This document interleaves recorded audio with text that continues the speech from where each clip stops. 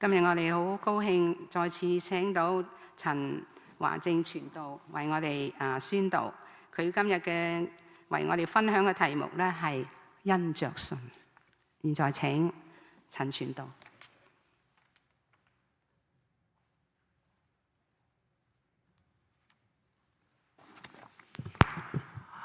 好，各位弟兄姊妹平安。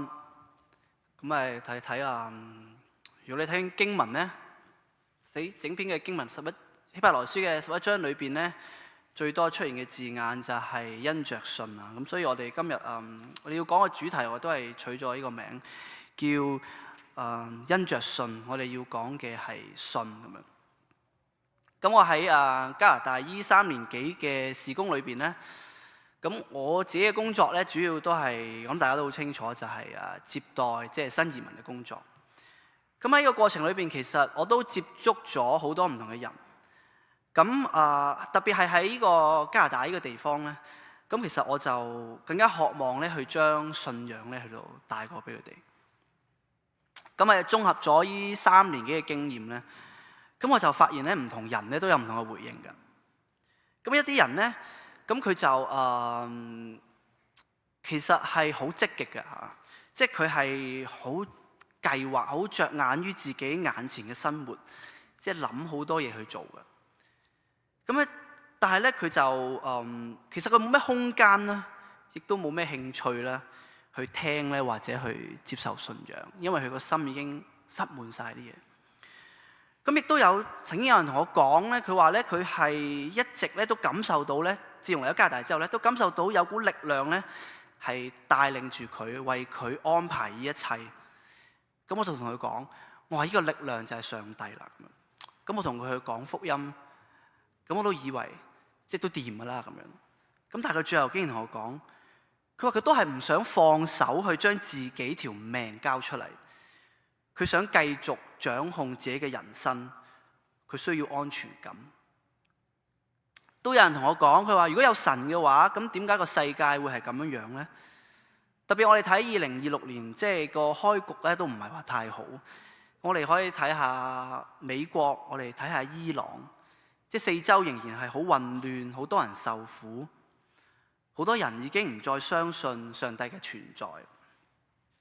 咁喺希伯來書嘅年代咧，當其時嘅基督徒咧，其實佢哋都係受住好多嘅困難。即係有逼迫啦，亦都有人發現咧，原來信咗耶穌之後咧，為個生活咧都帶嚟咗好多嘅唔方便嘅喎，係嘛？咁想翻轉頭。咁好多人咧，當其時咧，即係着眼於現實嘅得失，係嘛？即係其實你諗翻我哋都係嘅。如果我哋我哋其實可以咧，總可以每日都執啲嘢出嚟咧，同上帝去到計較嘅。即係或者會太忙咁有時生活係嘛？我係好真實咁見到，其實人嘅信咧係真係會減少嘅。今日喺希伯來書裏邊，作者咧佢都係希望咧調教我哋嘅眼光，從咧着眼於眼前嘅得失，我轉移我哋去睇到上帝嘅應許。我哋一齊去到望遠啲，好似呢幅圖咁樣，信上帝嘅應許，因為唯有係咁樣，我哋先至能夠揾到真正嘅出路。唔俾我哋眼前嘅嘢咧，將我哋困住。我哋先一齊去祈禱。主啊，感謝你，你帶領我哋嚟到呢度咧，去聽你嘅說話。主啊，求你真係喺顯現期裏邊向我哋顯現，加增我哋嘅信心，用你嘅說話去開我哋嘅眼睛，讓我哋都係悔改跟從你。求主保守依一落嚟嘅聽你說話嘅時間，禱告係奉主名求，阿門。咁我哋就我哋睇今日嘅經文，咁係希伯來書，我哋先睇第11章1至到3節。佢喺度咁樣講，佢話信就是所望之事嘅實底，是未見之事嘅確據。古人在這信上得了美好嘅證據。我們因着信就知道諸世界是藉神話語造成的，這樣所看見的並不是從顯然之物做出來的。咁呢個版本其實係我哋平時睇開嘅和合本啦，係嘛？咁如果你睇第一節咧，剛才咧其實你係幾難明白嘅，你就咁睇。咁所以咧，我哋就嘗試翻譯做另一個版本咧，比較容易啲嘅現代啲嘅版本咧，我哋去睇啦。佢就話信就是所盼望，對所盼望嘅事有把握，對未見嘅事有確據啊！嗱，呢度咧作者對信咧，佢落咗一個好重要嘅一個嘅定義。簡單嚟講，信咧就係盼望嘅證據啦。而呢個信係證明到我哋所等待嘅係真實嘅。咁聽落咧，其實係非常之唔合理嘅，係嘛？咁通常人都會同你講，即係你俾證據我啊，係嘛？你證明到係真嘅，咁我咪信咯，係嘛？你證明到神係真嘅，咁我咪信咯，咁樣，即應該係咁噶嘛，係嘛？咁但係經文咧，佢係刻意咧去顛覆我哋對信嘅理解。佢強調信本身就係一種嘅證據。只要我哋信上帝，只要我哋信耶穌基督，我哋就會知道佢嘅應許係真實嘅。佢第3節咁樣講話，我們因着信就知道諸世界是藉神話造成的。嗱，呢度重申一點，我哋清楚知道上帝創造世界咧，其實並唔係因為人嘅知識啦、科學嘅頭腦啦，而係第一句我們因着信。單單係因着信，世界藉神話造成的。當我哋放低我哋自己，相信上帝嘅說話，咁就會開啟我哋屬靈嘅眼睛，明白上帝嘅說話。仍然好難，係咪有啲抽象啊？我嘗試咁樣用一個例子。咁喺我中學嘅時期咧，咁我有一個補習嘅老師咁樣，佢每日補習咧，咁佢就放一本聖經咧，就會喺佢嗰個台面上邊咁樣。咁佢話咧，佢好中意咧睇呢個英文嘅聖經嘅，因為佢覺得呢啲文字就寫得好靚咁樣啦嚇。咁但係佢從來都唔返教會，佢唔信主嘅。咁佢知道我嗰陣已經係基督徒啦，咁佢間中咧就會同我討論一下信仰。其實佢每次都係提出同一個問題嘅啫，都可能係一種嘅投訴嚟嘅。佢就話點解你話上帝係愛人，但係你睇舊約上帝殺咁多人嘅咁樣？但佢唔認為上帝係一個有愛嘅上帝，甚至係真實嘅上帝。嗱，佢嘅疑問咧，我真係諗，我而家諗翻轉頭，其實佢嘅疑問咧，其實都係啱嘅喎，即使基督徒咧，其實都會有同樣嘅問題嘅，係咪？咁但係個更大嘅問題就係咧，佢好熟讀聖經，佢可能比我哋讀得更加多，但係佢唔信，所以佢睇到嘅永遠都係佢想睇到嘅部分。佢個心係封閉嘅，佢冇開放去俾聖靈同佢嘅說話，所以佢喺聖經入邊，佢睇到上帝嘅恩典，佢睇到個愛，佢唔明白嘅，佢唔覺得係同佢有關係嘅。弟兄姊妹，上帝嘅啟示同埋說話，從來都係唯有你先去信，你先會明白嘅。你信，你就會見到佢嘅應許。我再用婚姻去作為一個嘅例子去度解釋。嗱，如果你問一對嘅夫婦，你有咩證據去證明佢會一生一世咁樣去照顧你呢？或者一世去陪住你不離不棄咁樣？其實佢哋都俾唔到證據嘅，係咪？你對佢哋嚟講，唯一嘅證據就係相信咯，相信對方最終會做到嗰個嘅承諾。你唔會每日呢，即係逐樣去計較，即係話你今日做錯呢件事啊，就令我好唔開心。咁你都冇遵守過你婚姻當日嘅結婚當日嘅承諾嘅，係嘛？咁我哋分開啦咁樣。即係你唔會咁樣嘅，因為咧你唔係淨係睇今日，你係睇將來。你相信佢日後會做到。咁有時好嬲，即係朝早起身，啖氣落咗，你仍然相信將來咧係美好嘅。一定咧係從信開始。如果你唔信佢，你根本就唔會結婚，你亦都唔會見到任何嘅承諾。我哋去下一章。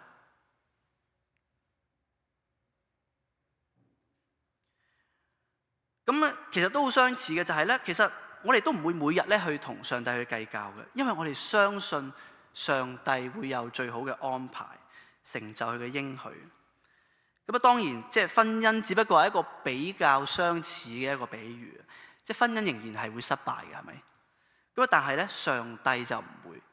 信咧就係我哋嘅確據，我哋同上帝有關係，我哋就可以見到上帝所應許嘅將來。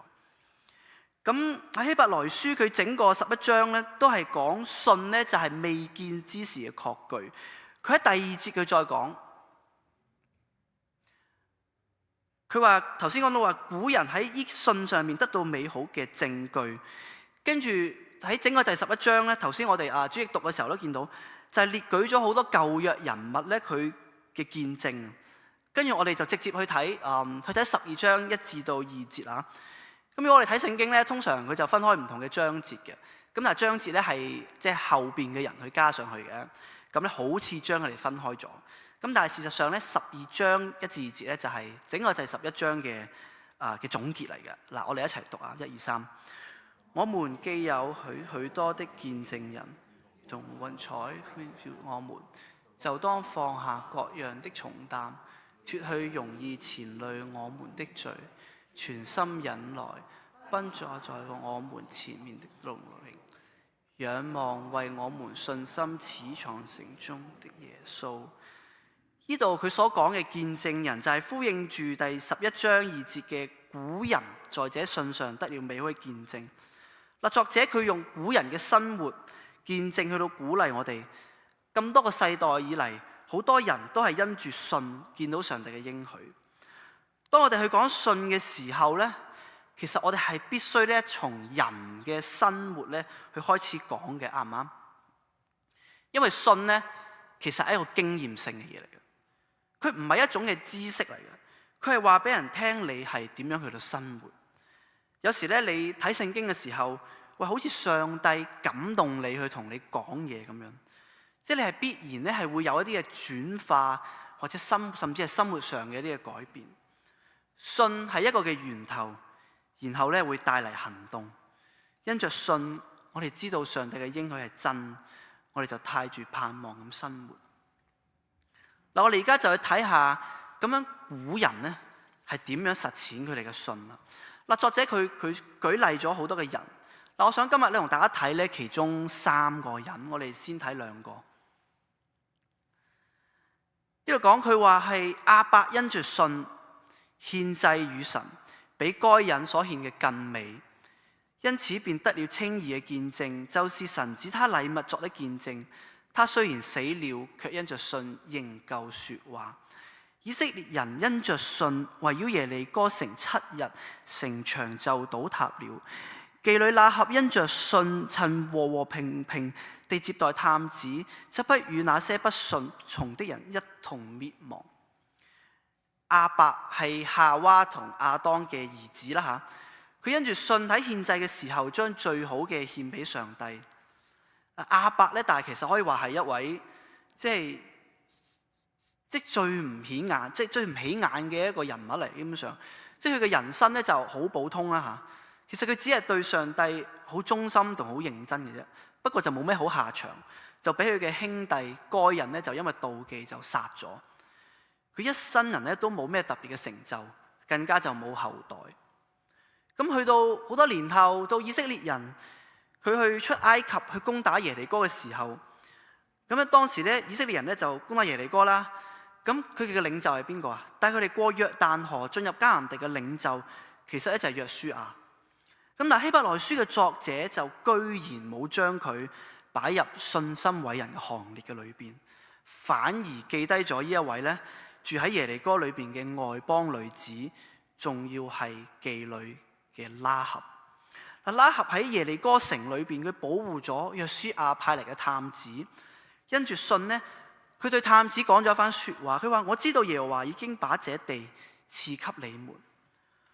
嗱，我哋見到，首先咧，希伯來書作者所講嘅信呢，其實並唔係以一種結果、影響力或者道德嚟衡量嘅。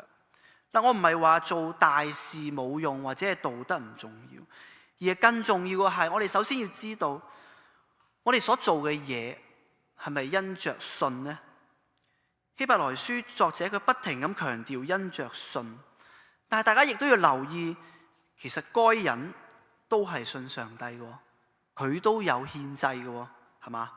即係個問題從來都係我哋做嘅時候，我哋真係去做嘅時候，我哋係出於對神嘅信啦，定係出於我哋自己嘅自我呢？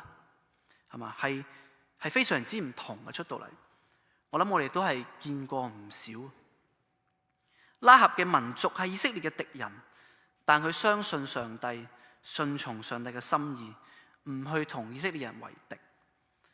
我哋嘅人生可以係好平凡、好普通，亦都係唔完美，有時甚至係做咗唔道德嘅事。但只要我哋嘅心係單純嘅向住上帝，上帝就肯定會欣賞同埋肯定我哋。亞伯同埋拉合係因住信，佢哋去遵行上帝嘅旨意，而亞伯拉罕嘅見證就係更加推進一步，佢話俾我哋知人生嘅盼望係啲乜嘢，上帝嘅應許係啲乜嘢。我哋一齊睇第八節嘅去到第10節。嗱，我哋一齊讀啊！第8節都咁講：亞伯拉罕因着信，蒙召嘅時候就遵命出去，往將來要得為業的地方。出去的時候還不知道往哪裏去。他因着信，就在所應許之地作客，好像在異地居住帳棚，與那同蒙一個應許的以撒、雅各一樣。因為他等候那座有根基的城，就是神所建造的。呢幾節經文呢，佢總結咗亞伯拉罕嘅一生。上帝喺吾爾就開始呼召佢，同埋佢應許亞伯拉罕喺創世記裏邊，上帝就應許佢話：你要離開本地本族父家，往我所要指示你嘅地方去。我必叫你成為大國，我必賜福給你，叫你的名為大。你也要叫別人得福，地上嘅萬族都要因你得福。於是亞伯拉罕就帶住呢個應許離開佢熟悉嘅家鄉。嗱，希伯來書佢第8節佢咁樣去到形容亞伯拉罕。我哋先去翻上一章。佢話亞伯拉罕因着信，蒙召嘅時候就遵命出去，往將要得為業嘅地方。出去嘅時候還不知往哪裏去。嗱，我哋見到呢一趟嘅旅程，佢唔係一條好清晰嘅路線，計劃周全嘅一次嘅出走，唔係好似我哋喺香港咁樣睇好晒加拿大，即係多倫多有啲乜嘢先過嚟嘅一個嘅出走。亞伯拉罕出走嘅係一條單單由上帝指引、尚未形成嘅一條路，係好冒險㗎。信呢，有陣時呢係好不安嘅。如果你記得嘅話呢，亞伯拉罕呢，佢都有好驚嘅時候嘅。佢就係叫佢嘅妻子撒萊呢，即係同人講，其實佢係佢，即係亞伯拉罕係佢哥哥啊嘛，即係撒萊係佢妹妹啊嘛。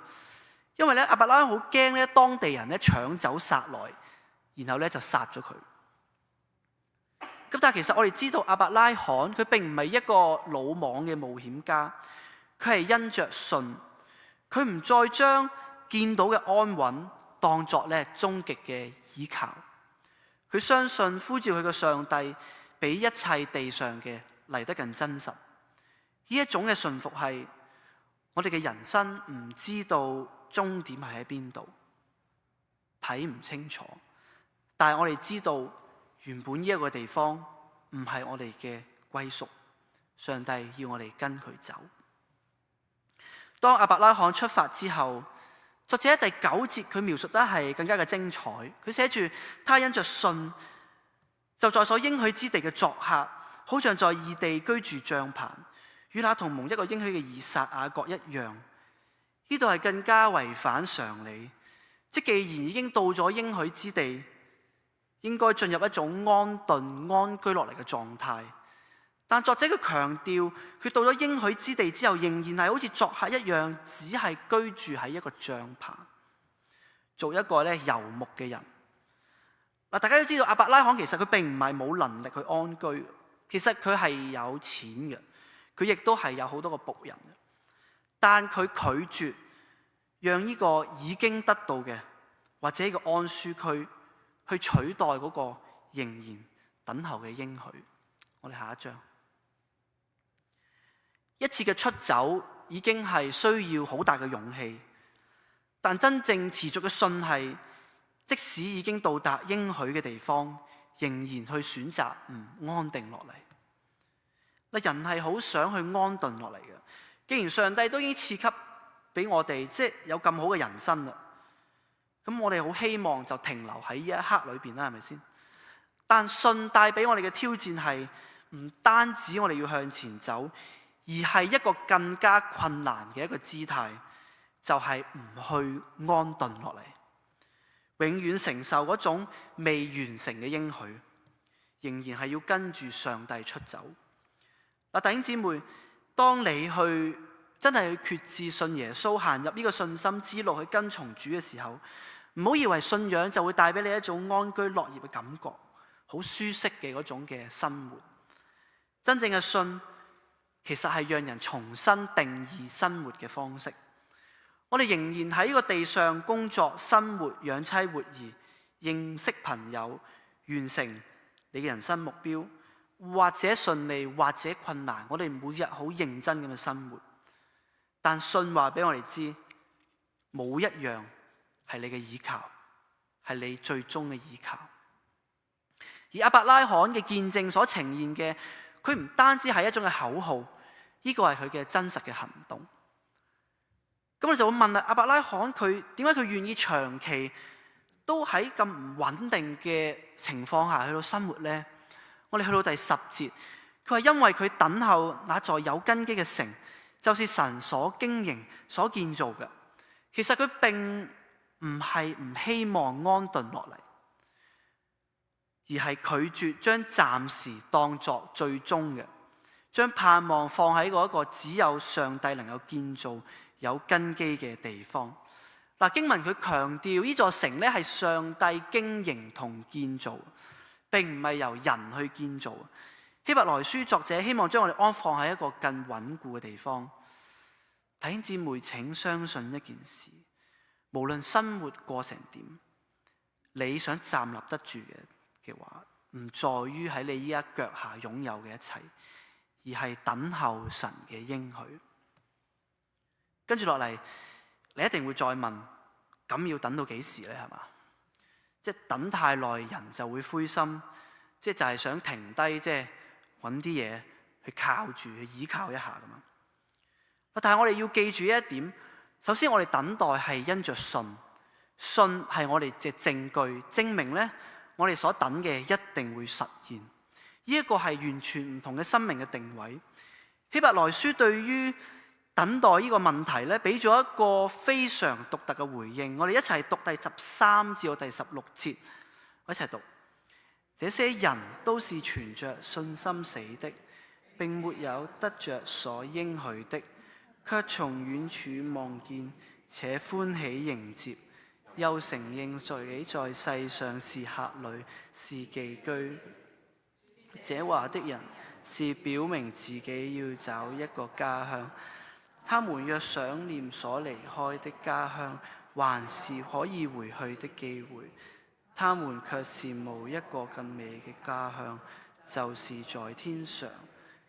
作者呢個回應好吊詭，佢一路話俾我哋知，我哋要等待，但佢同一時間佢都好肯定咁同我哋講，呢啲人都係存住信心死嘅，並沒有得着所應許嘅。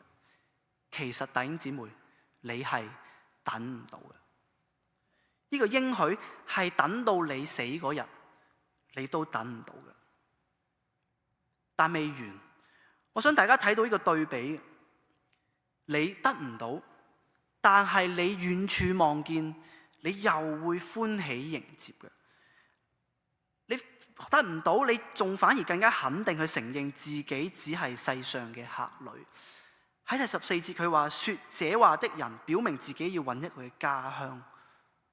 我係俾呢種好吊詭，但係又好呢個嘅執着所去感動。呢個嘅信一直喺人嘅心裏邊，直到喺地上完結嘅一刻，仍然能夠存住信心死，仍然盼望等候，努力去揾呢個嘅家鄉。當我睇到呢幾節嘅經文，我即刻諗到嘅係咧喺我哋教會裏邊最資深嘅幾位嘅會友，即係例如師母牧師啦，即係咁當然仲有幾位咧，即係年紀相若甚至更大嘅弟兄姊妹啊，大家都認識。我諗起佢哋，其實佢哋真係可以咩都唔做嘅。佢哋咩都唔做，已經可以受到好多人嘅尊敬。佢哋可以舒舒服服安頓落嚟。我認識一位咧，即係3年幾喺多倫多已經退休嘅人士，我哋嘅關係都唔錯。佢成日都同我分享，佢話退休咧之後咧就唔好令自己太辛苦，平日咧就安排下節目，約朋友食下飯，去下旅行，冬天又返香港幾個月，得閒咧就幫下人。咁佢再三強調，退休就係咁噶啦咁樣。唔知道佢滿唔滿意呢種嘅生活，但係佢就俾呢種嘅生活去定義咗佢，佢依靠咗呢種嘅生活。我再睇我哋教會嗰幾位即係好年長嘅弟兄姊妹，每一個星期唱詩班啦，跟住去探訪啦，唔係近嘅喎，去 Hamilton 探訪嘅喎，開車去到接人啦，做團契嘅團長啦，星期日招待啦，開會開到夜晚10點幾11點啦，即教會過節嗰陣嗰啲裝飾啦，仲要幫我哋訂飯食飯咁等等。我哋有一位已經超過咗100歲嘅老人家，佢中文咧佢就唔係太好，但佢每星期仍然咧係參加網上崇拜，佢先去自行去睇嗰啲嘅經文，喺崇拜裏邊估我哋講啲乜嘢。咁努力為啲乜嘢咧？如果你問佢哋，喂，你點解仍然喺教會去侍奉啊？咁樣，我相信佢哋都會好謙虛咁話，即係得閒啊嘛，咁樣。但係唔係噶，呢個世界好多人都好得閒嘅，係咪？即係但係唔會咁樣做嘅。我唔係要講我哋需要好努力、好辛苦咁樣侍奉，其實我都覺得你哋係有啲即係比較操勞嘅。但係咧，最重要嘅係，我見到你哋一直嘅去奔跑，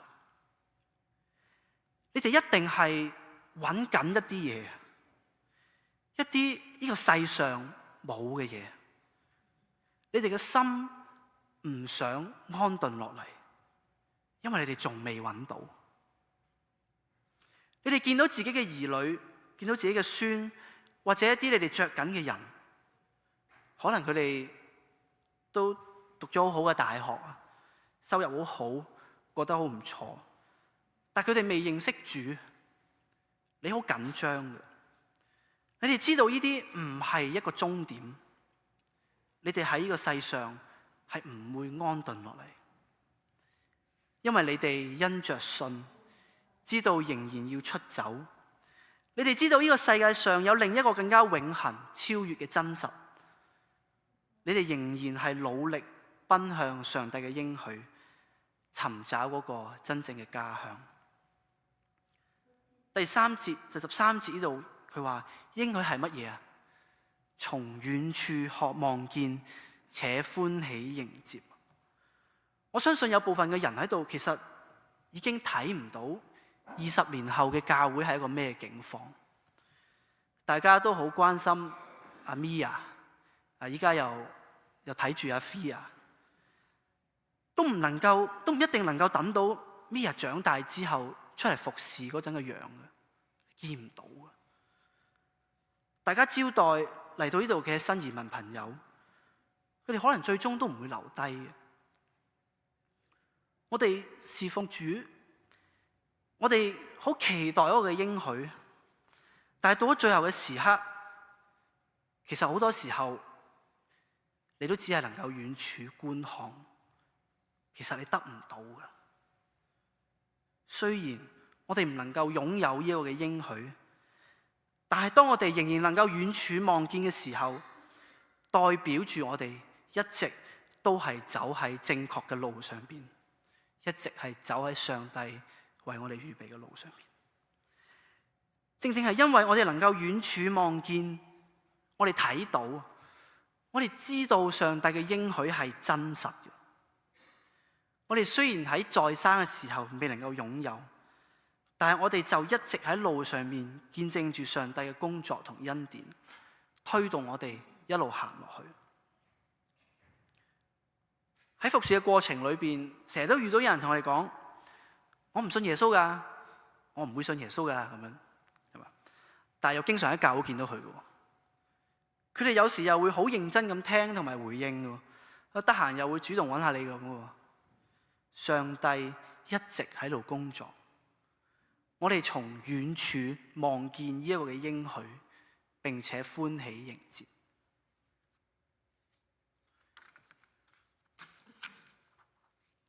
到咗我哋今日，其實上帝向亞伯拉罕嘅應許仲未完成。上帝同佢講：地上嘅萬族都要因你得福。從亞伯拉罕出走嗰一刻嘅開始，呢一個信服嘅行動，我諗佢都唔會知道呢個福氣一代傳一代，直到去你身上。我哋都去諗一下，邊個帶你信主？喺你信仰嘅路上鼓勵過你、栽培過你，你好感激嘅。我相信佢哋都冇諗過會帶嚟今日嘅你。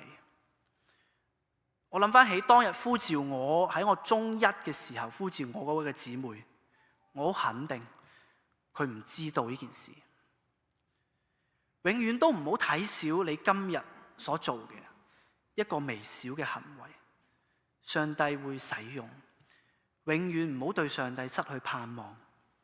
好多社會嘅變革、公義嘅伸張，都係由微小嘅行動開始。而上帝就係掌管歷史嘅上帝，佢一路喺度成就佢嘅應許。今日我哋見到世界各地嘅亂同埋惡，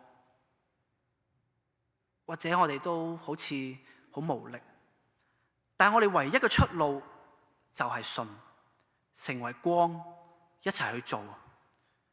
喺第15去到第16節，佢話：他們若想念所離開嘅家鄉，還有可以回去嘅機會，他們卻羨慕一個更美嘅家鄉，就是在天上的。弟兄姊妹，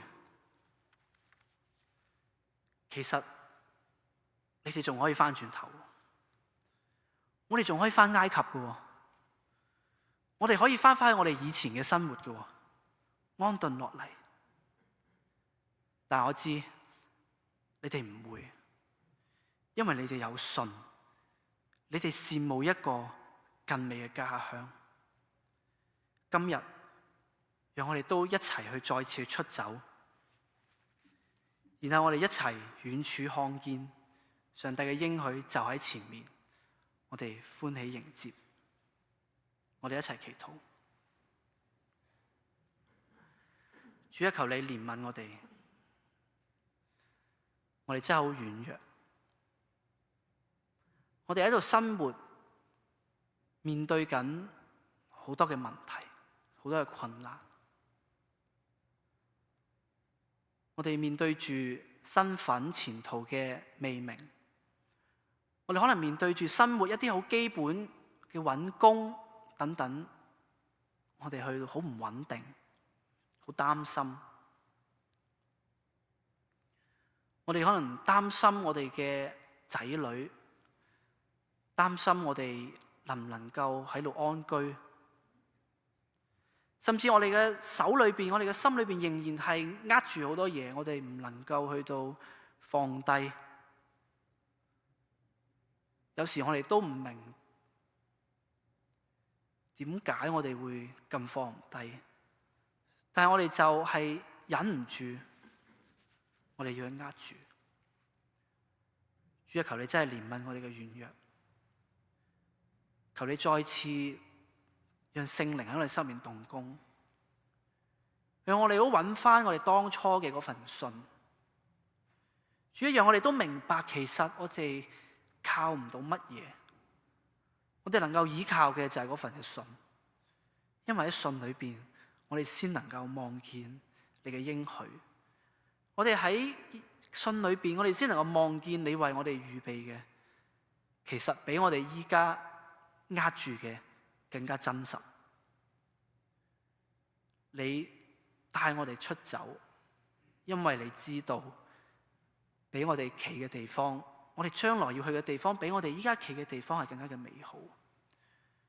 主啊，求你就係興起我哋，恢復我哋對你嘅信，讓我哋咧，我哋今日再次能夠擁有拉合同亞伯嘅信，去到喺地上遵行你嘅旨意，亦都有亞伯拉罕嘅信，我哋再一次去出走，再一次咧係好堅定咁樣去望住你俾我哋應許，去尋找你為我哋預備嘅家鄉。